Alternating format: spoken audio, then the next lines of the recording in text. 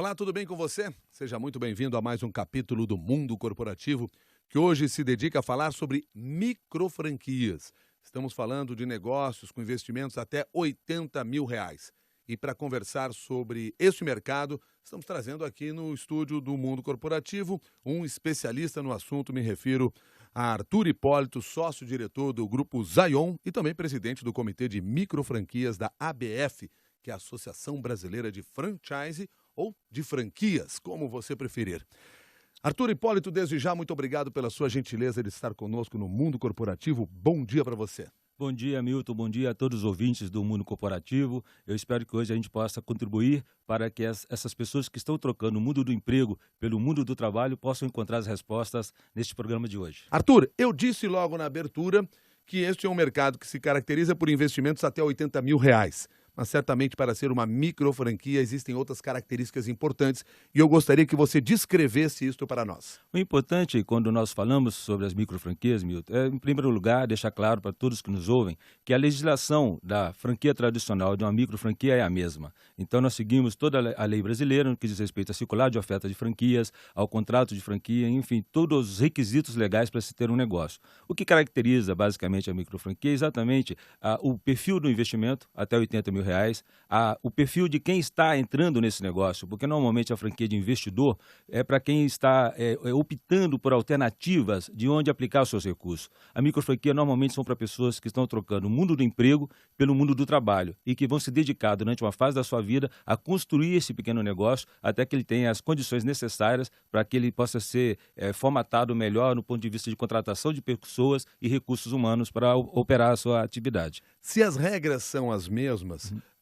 o que começou a diferenciar as microfranquias e o que começou, ou quando começou a se diferenciar as microfranquias das demais franquias? Quando nós iniciamos com uma das nossas operações, que foi a Tutores, em 2008, que é uma franquia de reforço escolar, nós recebemos, através de um consultor estabelecido aqui no Brasil, uma informação de que o BID, o Banco Interamericano de Desenvolvimento, estava produzindo e trabalhando no conceito de criação de microfranquias ao redor do mundo como uma opção para gerar emprego e gerar trabalho para as pessoas em países do terceiro mundo. E a gente percebeu que essa nomenclatura se adequava ao perfil do negócio que nós estávamos conduzindo, porque era baixo investimento, baixo risco e muitas vezes a pessoa começava na sua própria casa. A partir deste ano de 2008, começamos juntamente com a nossa associação a implementarmos o uso da nomenclatura microfranquia, o que permitiu grande parte das pessoas se aproximarem do franchise brasileiro. Tornou mais real o sonho de ter um pequeno negócio. Esse é um segmento e essa é uma expressão que já era trabalhada no exterior? Já era trabalhada através do BID, né, em outros países, mas não da forma como trabalhamos aqui, porque em alguns outros países não existem legislações trabalhistas como nós temos no Brasil. E nós fazemos uma microfranquia totalmente legal, gerando empresas formais, empregos formais e arrecadação de impostos para o nosso país. Essa legalização do negócio é uma das características e inspirações para uma microfranquia? Quando quando as microfranquias nasceram, eu acredito que sim, porque muitos negócios que eram informais se transformaram em negócios formais. Por exemplo, a área de cuidadores de idosos, que praticamente era inexistente no Brasil do ponto de vista de negócio, se transformou num negócio formal através de uma das nossas redes, que é a Home Angels. Por outro lado, hoje, grandes players também, grandes franqueadores, aproveitaram essa oportunidade para criar outros canais de distribuição dos seus negócios através das microfranquias. Então, hoje, eu acredito que já seja uma característica divulgada para quem está começando o negócio ou para um grande franqueador também. A pergunta é da Helena Barbosa, enviada pelo e-mail. Ter uma microfranquia é melhor do que ter um emprego?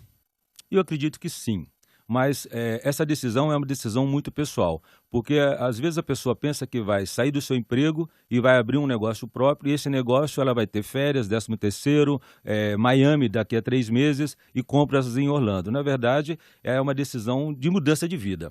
Eu acredito que a médio prazo ela terá um resultado muito melhor do que no seu próprio emprego, mas ela precisa, em primeiro lugar, vencer o medo de empreender, porque normalmente tem sempre alguém do nosso lado para dizer que não vai dar certo. Então, quais são os aspectos que devem ser levados em consideração, até para que esse profissional possa fazer uma análise melhor? Se é momento de deixar o emprego ao qual ele está ligado e partir para um empreendimento próprio através de uma ideia de franquia ou de uma micro franquia? A primeira ação que a pessoa precisa ter é se ela tem os recursos necessários para investir. Embora os investimentos sejam pequenos, nós temos negócios no Brasil hoje a partir de R$ 5.000. A média, normalmente, em torno de R$ 30 a R$ 50.000. Ele precisa ter esse capital, porque, infelizmente, ele não vai conseguir financiamento deste capital no Brasil. Embora existam recursos nos bancos oficiais e muitos bancos, mas na prática ele não consegue, porque normalmente se exige de uma empresa com abertura de no mínimo 3 anos, a burocracia é muito grande e o gerente lá na ponta acaba não emprestando esse dinheiro. Além de ter esse capital, ele precisa ter uma reserva para passar pelo menos os primeiros 6 meses do negócio, porque nenhum negócio dá resultado antes de 6 meses. Se ele tiver o capital para investir e tiver uma reserva financeira para controlar suas despesas pessoais, ele já está praticamente com um passo importante em relação ao negócio. Agora, também, Milton, é muito importante a pessoa também separar o que ela vai fazer, porque nem sempre um negócio que é bom para o seu cunhado ou para o vizinho do lado é bom para você. E às vezes a pessoa chega e pergunta o seguinte: o que está dando dinheiro? E eu costumo responder: olha, vender coxinha na porta de um campo de futebol dá dinheiro. Qualquer coisa que você fizer dá dinheiro, desde que você faça com amor, com coração e com muito trabalho. E tá cheio de gente que vende coxinha na porta do estádio e não ganha dinheiro. E não ganha dinheiro, porque não está mal vestido, não está com aparência boa, a coxinha não está bem apresentável, né? Mas se ele tiver realmente, como a gente vê às vezes, a pessoa vestida como chefe, com um produto aparentemente saudável, ele tem condições de vender o seu produto. Me permita perguntar, vocês já têm a franquia da coxinha para vender na porta do estádio ou ainda não? Ainda não. Ainda não. Então tá bom. Bom, Arthur Hipólito, essa é uma ideia. Agora eu queria entender o seguinte, é normal de, por exemplo, estes profissionais se manterem no emprego que estão e abrirem uma micro franquia como uma forma de criar uma renda extra no seu negócio, até para quem sabe mais à frente trabalhar, focar apenas na micro franquia? Ou isso é muito difícil de se fazer? É muito difícil de se fazer, porque você é mais ou menos como um casamento, Milton. Se você decidiu se casar, não dá para você casar e ficar a sexta-feira até as 2 da manhã com os amigos tomando cerveja, que o casamento não vai dar certo. Então a pessoa tem que se decidir se ele realmente vai abraçar o negócio próprio dele e se ele vai abrir essa operação e entrar de corpo e alma. Porque se ele ficar com os 2 pés, um pé num lugar e um pé no outro, provavelmente ele vai perder o emprego e o negócio dele não vai dar certo. E essa é uma característica, ou seja, boa parte dos micro franqueadores, boa parte deles não tem um outro emprego, tem o seu próprio negócio daí. Normalmente são pessoas, a maioria dos microfranqueados são pessoas que têm uma formação universitária e que estão numa fase da vida mudando para algo que realmente satisfaça o seu desafio profissional. E isso é muito importante porque a pessoa ela deixa de se preocupar com a CLT, com o emprego formal, e ela passa a ter uma cabeça de empreendedor. A Luana Moisés escreve para nós e quer saber o seguinte: qual é a vantagem de eu ter uma franquia para prestar determinado serviço, se eu posso prestar esse serviço sem a franquia? Uma vez eu estava em Belém do Pará, numa feira de franchise, lançando a Tutores, que é uma franquia de reforço escolar. E uma senhora me fez a mesma pergunta. E eu disse para ela: minha senhora, graças a Deus a senhora vive num país livre, porque a senhora pode dar uma aula aqui em Belém do Pará, em São Paulo ou em Porto Alegre. Inclusive, a senhora não precisa nem pedir autorização para o governo. O que vai nos diferenciar da senhora daqui a 4 ou 5 anos? Que daqui a 4 ou 5 anos eu estarei nas principais mídias do Brasil, a minha marca será uma marca consolidada em todo o território nacional e provavelmente a marca da senhora será uma marca local, se ela ainda existir. Então é muito importante a pessoa entender que, além da marca, existe todo um conhecimento que envolve todo o trabalho, que envolve todo o serviço, porque só o conhecimento do serviço em si não é suficiente para ela ter sucesso. Me permita então entender como é que funciona esse modelo de negócio, porque se eu sou um prestador de serviço, você se referiu agora há pouco entre as várias franquias que vocês têm, as várias marcas que vocês trabalham dentro do Grupo Zaion, uma delas é de cuidadores de idosos. Eu pretendo explorar essa área. Ser parceiro de vocês nesse processo significa o quê? Qual é o custo e o que eu recebo de retorno? Qual é o que vocês me repassam? Só conhecimento? Veja só, o primeiro passo que você vai receber é o uso da nossa marca. Nós temos já uma marca presente de Porto Alegre até Manaus. O segundo item que você vai receber é todo o conhecimento que nós formatamos para lhe oferecer. E um dos grandes erros que existe de um pequeno empreendedor, ele é acreditar que simplesmente ele dominar um conhecimento técnico de uma atividade será suficiente para ele ter sucesso.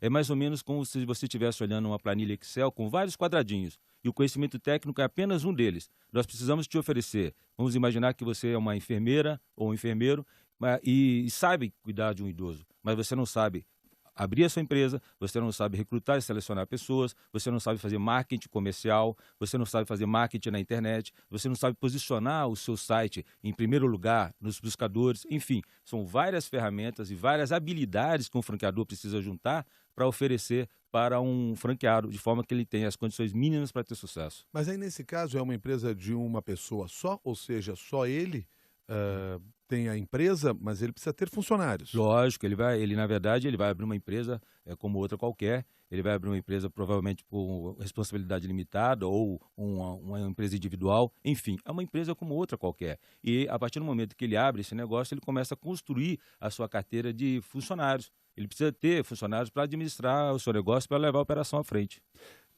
Quando nós identificamos aqui algumas das empresas que fazem parte do grupo Zion, é fácil perceber que boa parte atua na área de prestação de serviço, seja como tutor, seja como cuidador, seja como jardineiro, prestador de serviço na área de informática, por exemplo.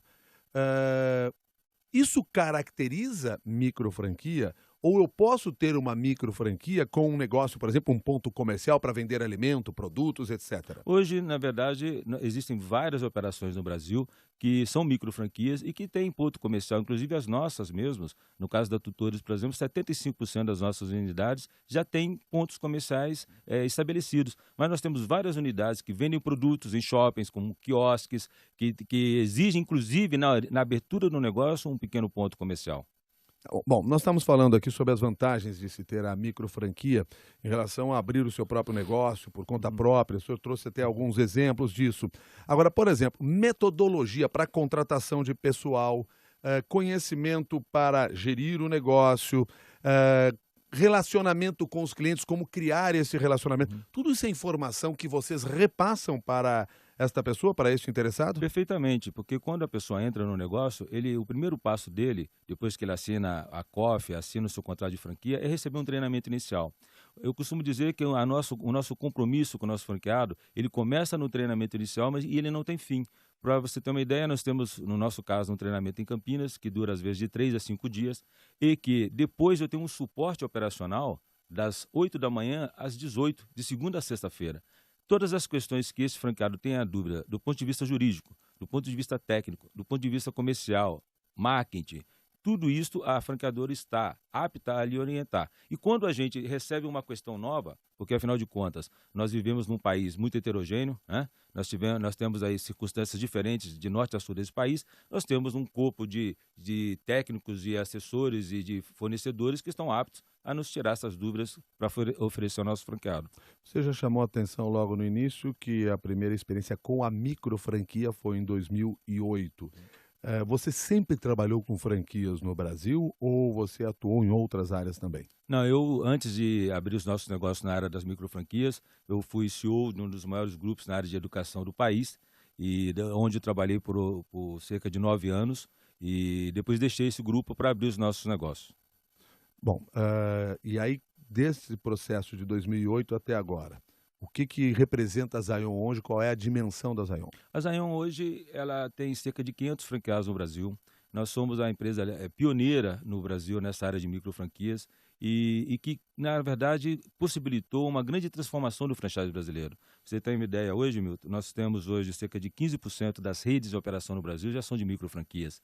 E a gente tem aí cerca de praticamente 5.904 bilhões de faturamento só nas microfranquias. Então, são dados que a nossa instituição, através da BF, nos fornece, que mostram um crescimento muito grande das microfranquias. E a Zion, nesse contexto, ela foi uma empresa capaz de apresentar alternativas para o cliente final e alternativas para essas pessoas que queriam investir, através dos diversos segmentos que nós operamos. Você falou quantas franquias nós já temos hoje dentro dessas características de microfranquias aqui no Brasil? Hoje 384 redes. 384 redes com essa característica. Em operação no Brasil. Nós temos hoje, para você ter uma ideia, 2.703 redes em operação no Brasil, das quais 384, cerca de 14,21%, já são de microfranquias. Em 6 anos apenas. Pela própria experiência da Zion, É possível identificar quantos acabam se arrependendo de entrar nesse mercado e tem que voltar atrás? No início, eu diria para você que nós tivemos muitas perdas, porque como você tem uma operação de baixa barreira de entrada, de baixo investimento, às vezes a pessoa comprava uma unidade para a esposa. Ah, vou comprar essa unidade para minha esposa. Só não contava para ela que ela ia ter que trabalhar. Então, na verdade, aquilo acabava gerando uma perda de aproveitamento desse franqueado. E isso já nós tivemos índices em torno até de 20% de pessoas que vinham, compravam a franquia, e iniciavam a sua operação e depois desistiam. Às vezes nem chegava a operar, simplesmente descobriam no meio do treinamento que elas teriam que trabalhar. Mas esses números hoje caíram muito, porque hoje os projetos estão muito melhor estruturados, o nosso processo de avaliação dessas pessoas também foi muito melhor aperfeiçoado, de forma a evitar que ingressem no sistema pessoas que não estão totalmente comprometidas com essa mudança do mundo do emprego para o mundo do trabalho. Ou seja, a falta de informação das pessoas é talvez o maior erro que elas cometem quando entram nesse mercado? Eu não diria que seria a falta de informação, porque nós, enquanto franqueadores, nós somos obrigados por lei a oferecer uma circular de oferta de franquia, onde tudo que ela vai fazer está escrito lá.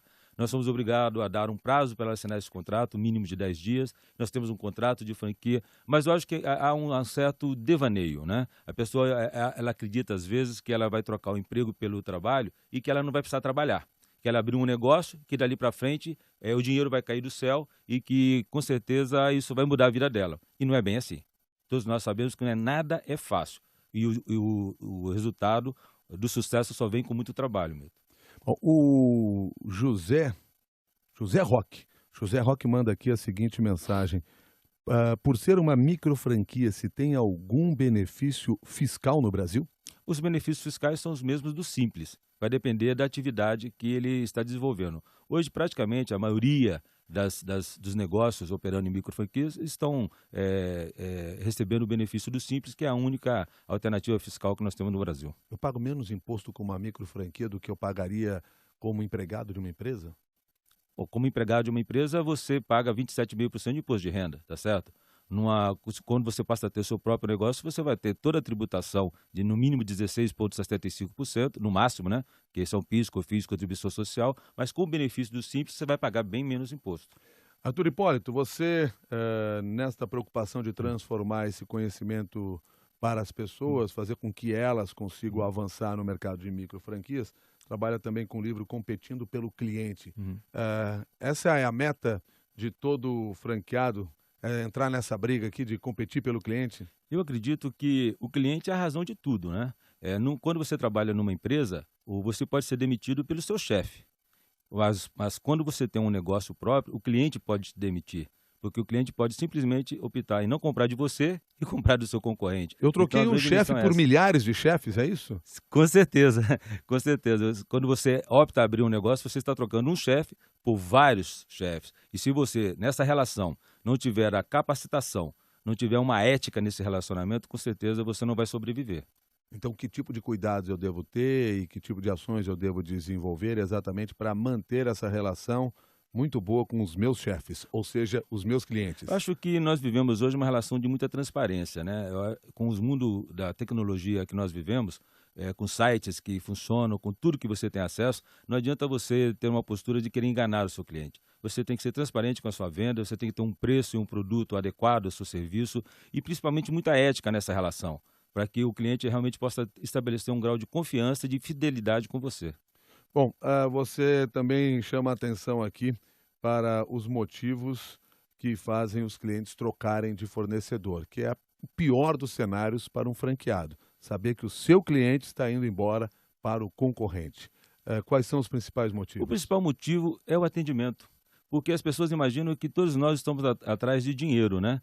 Sempre de desconto. Imagine você, e nós vivemos num país que, apesar das dificuldades e das heterogeneidades financeiras, nós temos aí pessoas muito ricas, pessoas com um poder aquisitivo muito bom, e essas pessoas, elas querem comprar produtos, querem comprar serviços, e às vezes nem sempre elas encontram esses produtos e serviços a contento. E eu acho que se você não tem um atendimento adequado, você tem uma grande chance de perder o seu cliente.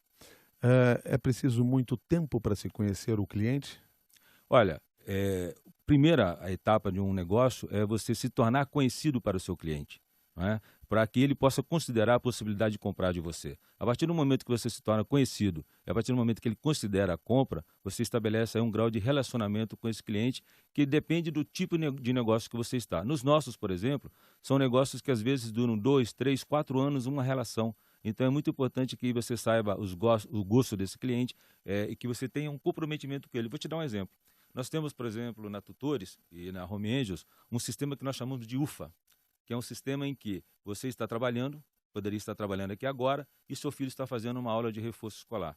E nós encaminhamos uma mensagem para você no seu smartphone, dizendo assim: Joãozinho já fez toda a lição de casa, Joãozinho está preparado para a prova e tudo que ele precisava fazer para amanhã está tranquilo. Então isso te dá de imediato, a esta hora da manhã, ou no meio de uma tarde, uma sensação de prazer, uma sensação de missão cumprida enquanto pai ou enquanto mãe. Isso é usar uma fidelização de clientes a seu favor. Deixa eu definir, então, o que é o cliente deste tutor? É o aluno que está lá para o qual ele está orientando ou são os pais do aluno? Na verdade, quando a gente trabalha com reforço escolar na tutoria, o principal cliente do nosso negócio é a mãe, é a mulher. Porque essa mãe, quando ela vai na escola, ela simplesmente, a coordenadora pedagógica, diz assim: mãe, o seu filho está tendo uma dificuldade, nós, escola, estamos fazendo a nossa parte. E você está fazendo a sua?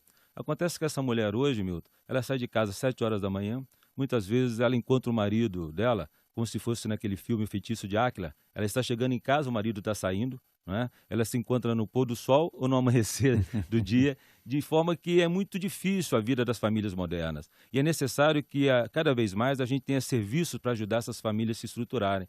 Então, o nosso principal cliente, além de, é lógico, de cuidar do filho dela, mas o nosso principal cliente é a mulher, é ajudar essa mulher a conduzir o seu lar de forma que ela tenha uma estrutura mantida, porque, afinal de contas, é ela que mantém o seu lar unido, né? Mas que isso não tire a responsabilidade do pai, porque ele também é muito responsável por isso. De jeito nenhum. O pai realmente participa, mas quando a gente vai numa reunião de pais e mestres nos colégios, por exemplo, 95% das pessoas que estão participando lá são as mulheres, não é? E nós não podemos esquecer que elas têm uma participação muito grande na unidade do lar.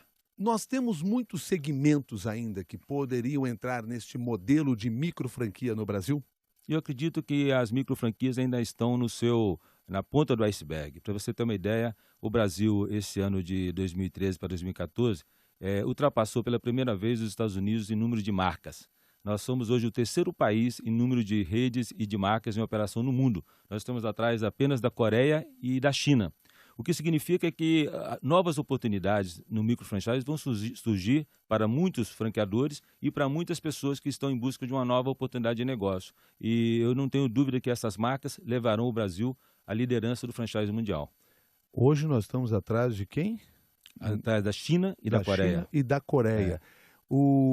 As franquias na China e na Coreia se diferenciam dos modelos que nós temos no Brasil ou o mercado é muito parecido? Não, o mercado é muito parecido. Hoje o mundo é muito igual, né? Eu acabei de voltar de uma viagem pela Ásia agora e realmente o mundo, se nós todos mudarmos para lá e eles mudarem para cá, o mundo continua o mesmo. Tá certo. Bom, mas eu perguntei para você se nós temos outros segmentos que podem ser modelados como franquias. Você já visualiza aí esses outros segmentos que poderiam fazer parte desse negócio e que hoje ainda não são uma franquia, até levando em consideração os próprios projetos que vocês têm para os próximos anos dentro do Grupo Zion? Olha, eu tenho um projeto que nós vamos lançar agora, já para início do ano.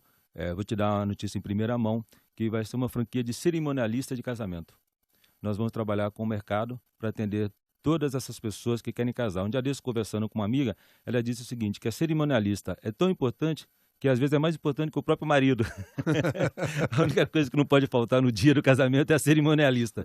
Então, nós acreditamos que há um espaço para formatar essa cerimonialista no Brasil como um conceito de marca, um know-how e uma formatação melhor para que muitas pessoas ingressem nesse mercado. Quer dizer, esse é mais um segmento que pode entrar, portanto, nesse ramo, que vai entrar nesse ramo. Vai entrar, com certeza. Nós já estamos preparados para lançar agora em janeiro, entre janeiro e fevereiro, essa nova operação nossa. Vocês costumam ser procurados aí por diferentes profissionais exatamente com essa ideia de como transformar esse meu negócio numa franquia?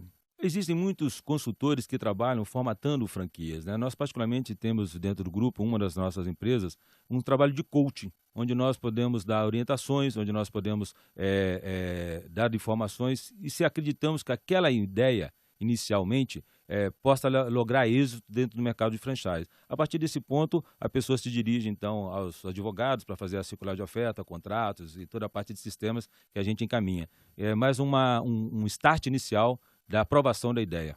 Bom, nós estávamos falando agora há pouco aqui sobre essa questão da busca pelo cliente, da competição pelo cliente, e um dos pontos que você chama a atenção na ideia da formatação desse trabalho é identificar o que vendemos.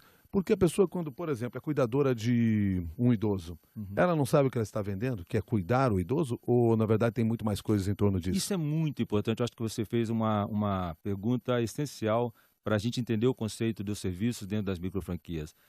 Para a gente clarificar isso. Nós temos uma franquia de cuidadores de jardim, né, da Doutor Jardim. E o que a gente vende? A gente vende simplesmente cuidar de um jardim, de uma piscina, ou a gente vende os templos que cada um de nós construímos, o bem-estar dentro das nossas casas. Vejam a diferença muito grande de você chegar na sua casa e ter um jardim bem cuidado, a piscina saudável para os seus filhos poderem nadar. Da mesma forma, o cuidador de idoso. Esse cuidador, por exemplo, não é simplesmente cuidar do idoso, mas é dar tranquilidade aos entes daquele idoso que aquela missão está sendo cumprida com dignidade. E isso não tem preço. O Paulo Gonçalves faz uma pergunta aqui que me remete a um tema que você também trata nesse trabalho que você faz no Competindo pelo Cliente. Porque o Paulo Gonçalves diz assim: tem muito profissional descontente no mercado de trabalho. Aí quando parte para o mercado de franquias, fica mais preocupado ainda pela série de obrigações que tem. E você coloca lá em determinado momento assim: você é feliz? Independentemente do ramo em que a pessoa pretende seguir, essa é uma pergunta fundamental. Essa pergunta é fundamental para tudo na vida, porque a gente só vai encontrar nossa satisfação pessoal e profissional se a gente descobrir se a gente é feliz. E para ser feliz você precisa fazer escolhas, e não há opção sem renúncia.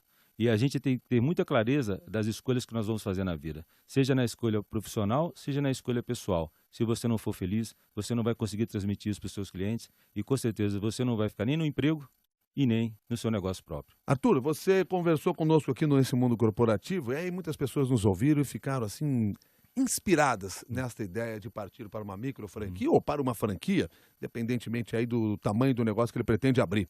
Então, o que você deixa como um recado final para estas pessoas que, inspiradas pelo que você falou, estão interessadas nisso? O passo a passo para ela realmente entrar no mercado ou não? O primeiro passo, ela é vencer o medo de empreender. Porque a pessoa acha que abrir um negócio é vencer o medo uma única vez. E ela vai ter que vencer isso todos os dias que ela acordar. Porque num país como o nosso, que a gente dorme de um jeito e acorda de outro, esse é o grande desafio do empreendedor brasileiro. O segundo passo é ela não ter medo da primeira derrota. Porque não há nenhuma pessoa de sucesso que não tenha tido, não só uma, nem duas, às vezes várias derrotas, para até ela descobrir exatamente a forma pela qual ela deve conduzir o seu negócio. O terceiro passo no franchise, se ela ter o capital para ela poder realmente bancar esse investimento, sabendo que no nosso país ela não poderá contar com financiamentos. Principalmente, Milton, se ela for buscar recursos de cheque especial, é o primeiro passo para ela já nascer morta, né? Nós sabemos o custo que significa isso. E o quarto, você procurar identificar o que realmente as suas habilidades lhe permitirão trabalhar. É identificar que ramo da atividade humana você está apto e você terá prazer em trabalhar, para então buscar no mercado, seja através do portal da BF, que lá você vai encontrar mais de 300 e poucas operações disponíveis de microfranquias, seja através do nosso próprio portal, se a pessoa se identificar com uma das operações da Zayo, mas identificar algo que realmente tenha condições mínimas de trabalho, senão ela vai cometer o principal erro, que é correr atrás do dinheiro. Primeiro, a gente tem que correr atrás do trabalho. Segundo, a gente tem que correr atrás da nossa felicidade, de fazer um trabalho com ética e com responsabilidade, porque o dinheiro virá.